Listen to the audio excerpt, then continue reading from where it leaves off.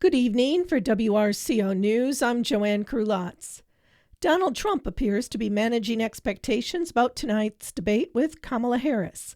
Melissa Kay reports. At a rally in Mosinee on Saturday, Trump told 7,000 supporters he won't be treated fairly. He offered a potential preview of attack lines and accused Harris of covering up concerns about President Biden's health.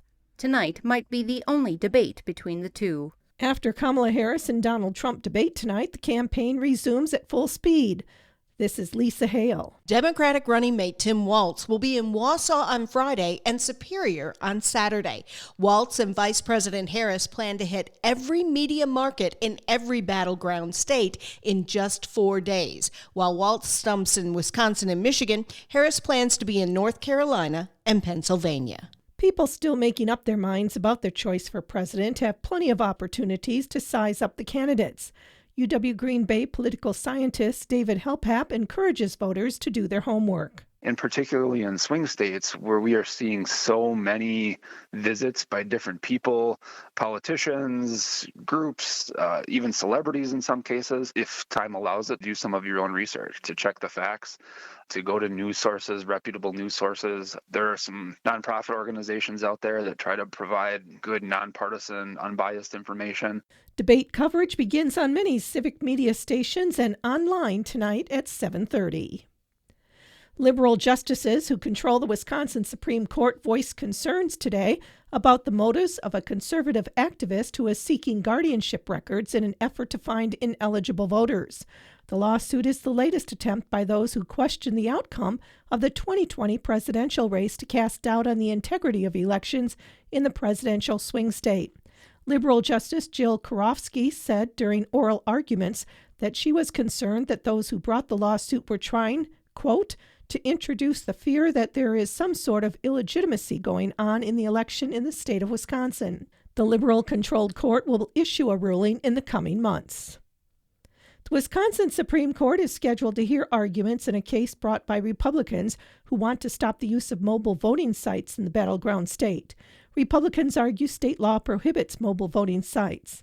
Racine officials used a van once in a 2022 primary for people to cast early absentee ballots. Racine, the Democratic National Committee, and others say nothing in state law prohibited using the van. The court will hear arguments today. Whatever it decides won't affect the November election, as a ruling isn't expected until later, and no towns or cities asked to use alternative voting locations for this election before the deadline to do so passed. The ruling could affect future elections, however. Republican Senate candidate Eric Hovde visited Menard's headquarters in Eau Claire on Monday. Hovde spoke with employees at the facility about the rising cost of goods, lack of affordable housing, and struggles with health care access. Hovde said he believes the healthcare industry needs more competition, price transparency, and coverage for pre-existing conditions. He also took questions from employees on topics ranging from government spending to the southern border. Hovde is running against incumbent Senator Tammy Baldwin. Making mental health treatment more accessible and affordable.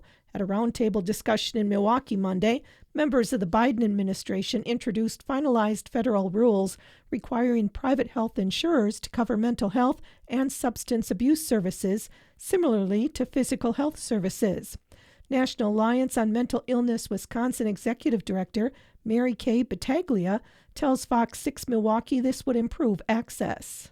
Every day we hear from somebody that either can't find the care they need, that their insurance doesn't cover it. The new rules won't go into effect right away, and insurers could sue to stop them. Critics say they'll lead to higher insurance premiums. On Oneida Nation in Wisconsin, white corn harvests are an important cultural practice. Corn is taken to elders, the husks are dried and braided, and seeds are saved for the following season. But this year on one Oneida farm, climate change-fueled spring rains destroyed nearly the whole white corn harvest, and they won't be able to do their usual ceremonies this fall. They'll be able to salvage some of the green corn, white corn at an earlier stage of maturity, but it will be a small piece of what they normally produce. Oneida farmers want to adapt and are using regenerative practices like growing cover crops to prepare the soil for future unpredictability. Be wary of calls that seem to come from the Sheriff's Department demanding Bitcoin payments for active warrants. Wisconsin is right in the middle of the pack when it comes to people losing money in cryptocurrency scams. A new report by the FBI ranks Wisconsin as 25th. Wisconsinites have lost over $35 million to cryptocurrency scams in over 700 complaints of fraud. The scams mostly impact people in their 60s or older, but can happen to anyone. In 2023, in the U.S., victims lost $5.6 billion in scams. The University of Wisconsin-Madison College of Engineering is a partner in a new project led by Dairyland Power Cooperative that will create well-paying jobs, significantly reduce emissions, and lower energy costs for rural Wisconsin communities. Dairyland Power Cooperative, based in La Crosse, was selected by the U.S. Department of Agriculture to receive grant and loan funding of nearly $579 million through the Empowering Rural America program. The new ERA program helps rural Americans transition to clean, affordable, and reliable energy. The award is part of a $7.3 billion investment in clean and reliable electricity for rural areas across the country that President Joe Biden and USDA Secretary Tom Vilsack announced September 5th during a visit to Westby. Dairyland will use the funding to procure 1,020 megawatts of renewable energy through 4 solar installations and 4 wind power installations across rural portions of Wisconsin, Iowa, Minnesota, and Illinois.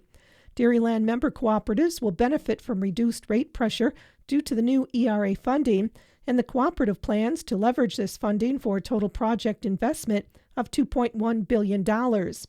This award will reduce pollution by an estimated 3.3 million metric tons of carbon annually, or 90 million tons over the lifespan of the projects. That reduction is the equivalent of taking 729,000 gasoline-powered cars off the road every year. The Clean Energy Community Initiative also will support Dairyland in developing a farmer benefit plan and union engagement plan. Members of the initiative will facilitate community workshops, which are inclusive events designed to be two-way engagements with communities to identify the values, needs, and priorities of stakeholders.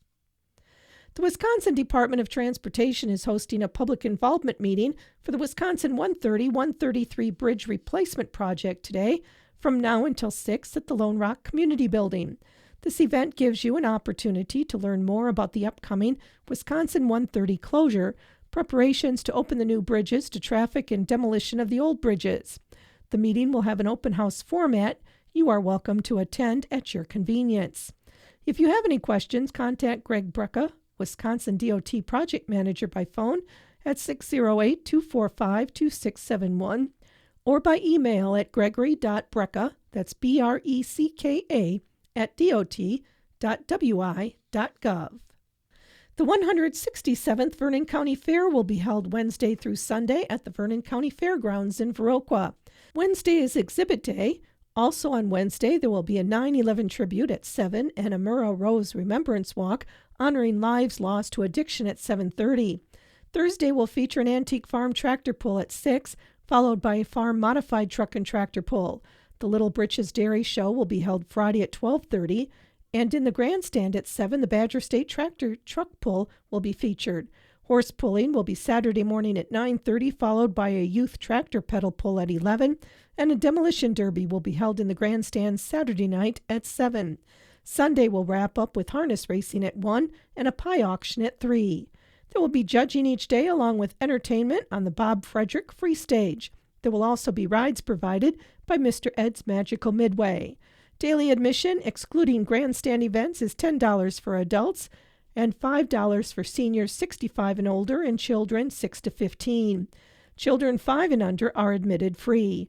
Friday is also Children Youth Day, where children 12 and under are admitted for free. Season passes, excluding grandstand events, are available at a cost of $20 for individuals 16 and older and $10 for ages 6 to 15. There is also an all-inclusive season pass available, which includes grandstand events for $30.